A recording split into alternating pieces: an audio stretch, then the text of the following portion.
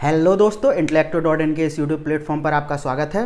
और आज से लगभग 10 दिन बाद आपकी यूपी पीसीएस की प्रारंभिक परीक्षा है और मैं आशा करता हूं कि जो आप लोगों की तैयारी है वो बहुत ही बेहतर तरीके से पूरी हो चुकी होगी और अब आप अपने रिवीजन मोड में चल रहे होंगे। ठीक है, तो आज की इस वीडियो में हम लोग बात करेंगे कुछ उन मुख्य बिंदुओं के बारे में जो आपको पेपर देते समय याद रखनी है।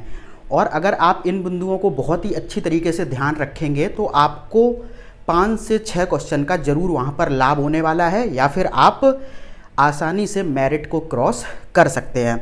अब वो कौन सी मुख्य बिंदु हैं, इनके बारे में हम थोड़ा चर्चा कर लेते हैं क्योंकि समय कम है, तो आप लोगों का ज़्यादा समय भी मैं नहीं लूँगा। तो देखिए, सबसे पहला बिंदु ये है कि जब भी आप परीक्षा हॉल में हों, ठीक है, तो वहाँ एक प्रेशर तो क्रिएट होता ही है, हड़बड़ी भी होती है, लेकिन आपको एक चीज़ ध्यान रखनी है कि जो प्रश्न है आपको बहुत अच्छी तरीके से प्रश्न को पढ़ना है। ठीक है, और उनके चारों विकल्पों को पढ़ना है। ठीक है, बहुत बार क्या होता है कि आपको लगता है कि ये प्रश्न आपको आता है और आप हड़बड़ी में उसका एकदम ऑप्शन टिक करते हैं और आगे निकल जाते हैं, लेकिन जब आप परीक्षा हॉल के बाहर निकलते हैं तब आपको पता चला अरे यार ये तो मैं गलत करके आ गया। तो उसका सीधा सा रीज़न यही होता है कि हम क्वेश्चन को बड़ी सावधानी से नहीं पढ़ते हैं, ना ही उनके विकल्प को पढ़ते हैं। देखो क्या होता है, कभी कभी प्रश्न ऐसा दिया गया होता है घुमा के, लगता है आपको आता होगा लेकिन उसका आंसर कुछ और होता है। कभी क्या होता है कि प्रश्न एक जैसा होता है लेकिन उसके विकल्प अगर अलग, मतलब विकल्प कुछ ऐसे होते हैं जिनसे कि उस प्रश्न का उत्तर चेंज हो जाता है। तो इस सिचुएशन में एक ही चीज़ है कि प्रश्न और उनके जो चारों विकल्प हैं बहुत ही अच्छी तरीके से उनको आप पढ़िए। ठीक है, तो पहली बात ये हो गई। दूसरी बात ये है कि जो भी पुराने क्वेश्चन है, यानी कि जो भी प्रीवियस ईयर क्वेश्चंस वहाँ पर पूछे जाएंगे और जो भी ऐसे क्वेश्चन है जो बहुत ही कॉमन है, यानी कि जो सबको आते हैं, उनको आपको गलत नहीं करना है। यदि आप उनको गलत करते हैं तो यकीन मान के चलिए आप मेरिट से बाहर हो जाएंगे। क्यों हो जाएंगे मेरिट से बाहर? क्योंकि जो कठिन क्वेश्चन है, ठीक है, कठिन क्वेश्चन क्या होता है कि मोस्टली जो कठिन क्वेश्चन होगा वो 10 से 15% लोग ही उसको सही करेंगे, तो उसका मेरिट पर कोई विशेष प्रभाव नहीं पड़ता है। लेकिन प्रीवियस ईयर क्वेश्चन और जो कॉमन क्वेश्चन होंगे जो मोस्टली सभी लोग करेंगे, अगर आप उनको गलत करेंगे तो आप मेरिट से बाहर हो जाएंगे। तो दूसरा पॉइंट ये हो गया। पहला क्या था कि आपको प्रश्न और उनके चारों विकल्पों को बहुत अच्छी तरीके से पढ़ना है। दूसरा क्या है कि पुराने और आते हुए प्रश्नों को आपको गलत नहीं करना है। अच्छा, एक चीज़ मैं और बता दूं कि बहुत से लोग बोलते हैं कि अब प्रीवियस ईयर क्वेश्चंस नहीं आते हैं, लेकिन मैं आपको गारंटी के साथ कह सकता हूं कि आपको कम से कम 50% क्वेश्चन ऐसे दिखेंगे जो प्रीवियस ईयर से रिलेट करेंगे या हुबहू प्रीवियस ईयर क्वेश्चंस की तरह होंगे। लेकिन वहाँ पर एक चीज़ हो सकती है कि उनकी जो भाषा शैली होती है वो थोड़ी सी आपको बदली हुई दिखेगी। तो जो पुराने अभ्यर्थी होते हैं, यानी कि जो काफ़ी समय से ये पेपर दे रहे हैं, वो तो पकड़ लेते हैं, लेकिन जो नया स्टूडेंट है वो भाषा शैली के, मतलब भाषा शैली को पकड़ नहीं पाता है और समझता है कि ये तो नया क्वेश्चन है, ये मैंने कभी पढ़ा ही नहीं।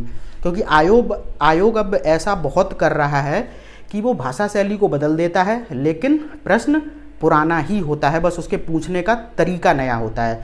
तो इस चीज़ पर बहुत ध्यान रखना है कि भाषा शैली को आपको बहुत ही सूक्ष्म दृष्टि से पकड़ना है और फिर उसका उत्तर देना है। ठीक है, इसके बाद देखो एक चीज़ मैं आपको और बताता हूँ, इसको थोड़ा सा ध्यान देना आप लोग, कि जो युग्म सुमेलन वाले क्वेश्चन होते हैं, आपसे पूछा जाता है ना कि सूची दी जाती है, सूची 1, सूची 2, और इनको सही सुमेलित कीजिए और कूट से अपना उत्तर चुनिए, ऐसे करके बहुत प्रश्न होते हैं।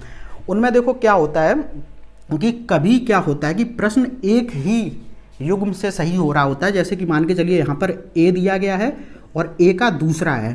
ठीक है, अब यहाँ पर आपको 4 विकल्प दिए जाते हैं, 2, 1, 3, 4 ऐसे करके कुछ भी दिया गया, लेकिन 2 आपका सिर्फ ऐसे करके। ठीक है, अब देखिए ए का दूसरा जो आपका युग्म सही हो रहा था वो सिर्फ किस में दिया गया है? 1 में।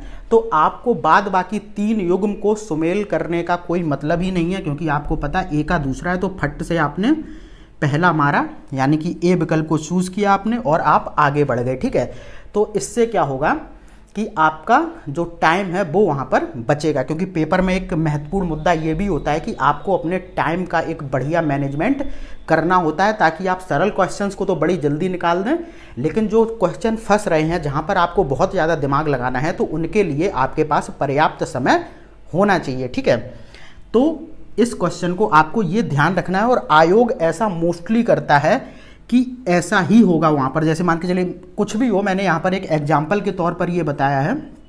ठीक है, जैसे वहाँ पर क्या होगा, जैसे ए का मान के चलिए दूसरा है, या फिर ऐसे ही बहुत कुछ होगा, कहीं पर डी का होगा, कहीं पर सी का। वहाँ पर जो यहाँ पर ये कूट आपके दिए गए होंगे उनमें सिर्फ ए वाले में 2 होगा।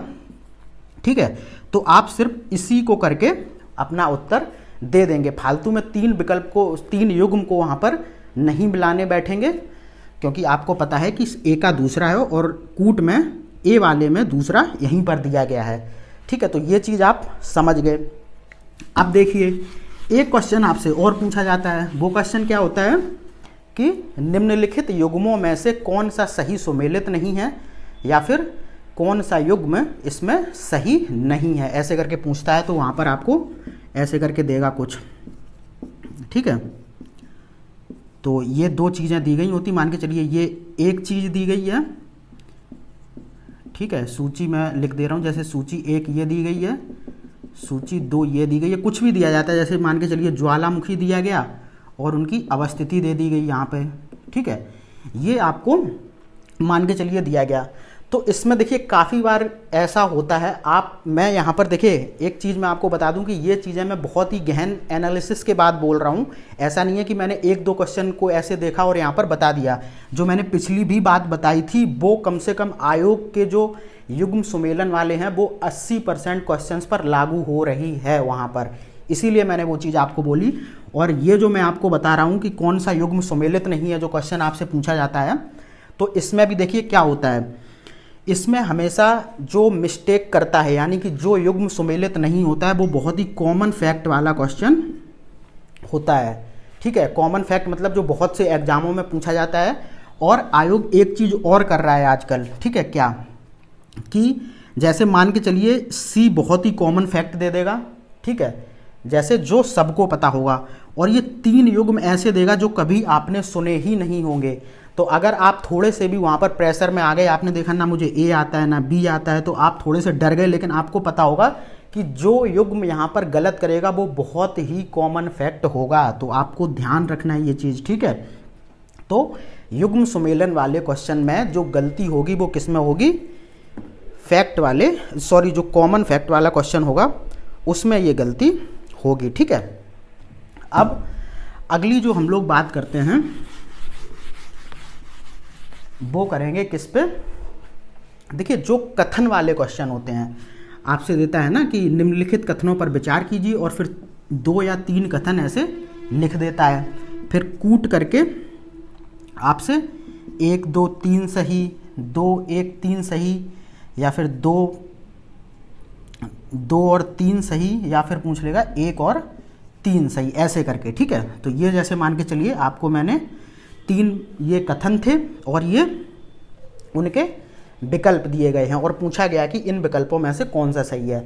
अब देखिए आयोग यहाँ पर एक चीज़ और करता है, एक कॉमन सा फैक्ट होगा, मान के चलिए वो कथन 2 है।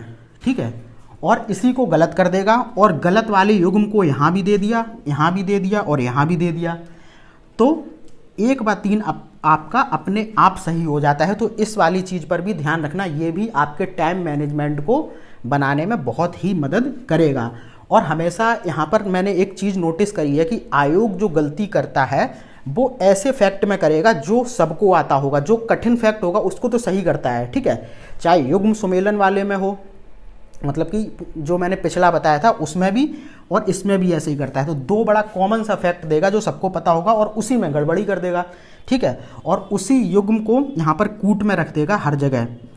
तो यहाँ पर अगर आपको पता है, आपने 2 को बहुत ही अच्छी तरीके से पकड़ लिया, और यहाँ पर तुरंत देख लीजिए कि 2 यहाँ भी है, यहाँ भी है, यहाँ भी है, तो 1/3 आपका अपने आप आंसर आ जाएगा। अब देखिए बच्चे गलती कहाँ पर करते हैं, बच्चे गलती यहाँ पर करते हैं कि वो 1 में भी दिमाग मारेंगे अपना, 2 उनको जबकि पता है कि गलत है। ठीक है, वो यहीं अटके रहते हैं, वो कभी यहाँ देखते ही नहीं हैं।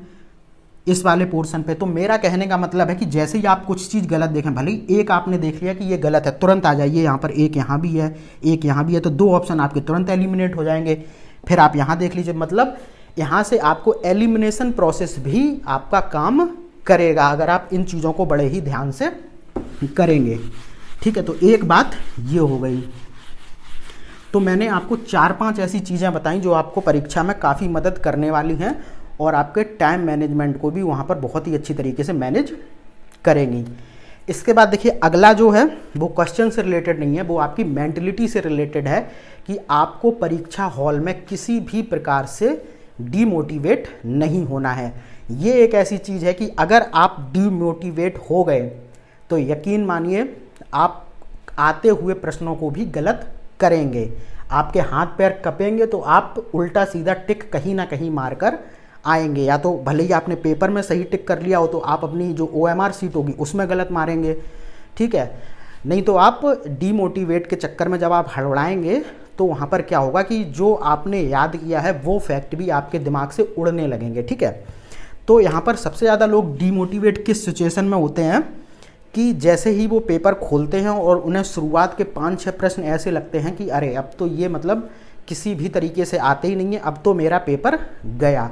लेकिन आपको हमेशा ध्यान रखना है कि ये सब ट्रिक होती हैं बच्चे को मतलब अपनी उसको क्या बोलते हैं, अपने मोटिवेशन को हैंडल करने की। आयोग भी भाई चेक करता है ना कि आप में कितना जज्बा है पेपर देने का। अगर आप ऐसे ही 2-4 हैवी क्वेश्चन देख के वहाँ पर डर गए और आप सोचने लगे पहले ही से, एक आपने अवधारणा अपने माइंड में क्रिएट कर ली कि नहीं भाई अब तो मेरा पेपर नहीं निकलेगा, तो अगर आपने मन में सोच लिया कि नहीं निकलेगा तो निकलेगा ही नहीं, चाहे आप फिर कुछ भी कर लीजिए आगे जाके। तो यही मैंने आपको बात बताई कि जब भी आप कठिन क्वेश्चन को देखें, हो सकता है वो स्टार्टिंग में हो सकता है वो बीच में हो, कुछ ऐसा एक सेगमेंट आ जाए कि 8 से 10 या फिर कभी कभी होता है कि 10 से 15 क्वेश्चन भी हमें लगातार नहीं आते हैं, तो आपको डरना नहीं है, क्योंकि हो सकता है कि आगे के 15 क्वेश्चन ऐसे हैं जिसमें आप 15 में से 15 मार दें, तो हो गया काम बराबर। तो ये चीज़ आपको ध्यान रखनी है। दूसरा कि नेगेटिव मार्किंग में एक चीज़ आपको ध्यान देनी है कि क्वेश्चन को बहुत ही सटीक तरीके से करना है और उन क्वेश्चन को ही पहले अटेंड करें आपको जो आपको लगे कि 100% इनमें मैं सही हूँ। और आपको एक टारगेट जो लेके चलना है वो 95 से 100 क्वेश्चन सही करने का लेके चलना है। गलत क्वेश्चन को हटा दीजिए, नेगेटिव मार्किंग है, मतलब कुल मिला के पूरे पेपर में 95 से 100 क्वेश्चन, परसेंट नहीं 100 क्वेश्चन आपके सही होने चाहिए।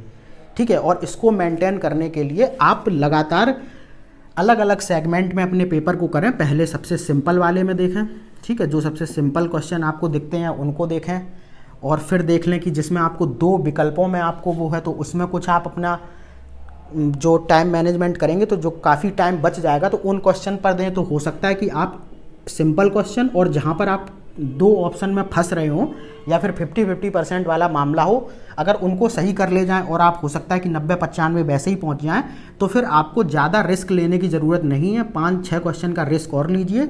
अगर आपके 100 क्वेश्चन वहाँ पर सही हो गए तो आप पूरी तरीके से सेफ़ हैं। मेरिट चाहे कुछ भी जाए, लेकिन 100 से ज़्यादा मेरिट नहीं जाएगी।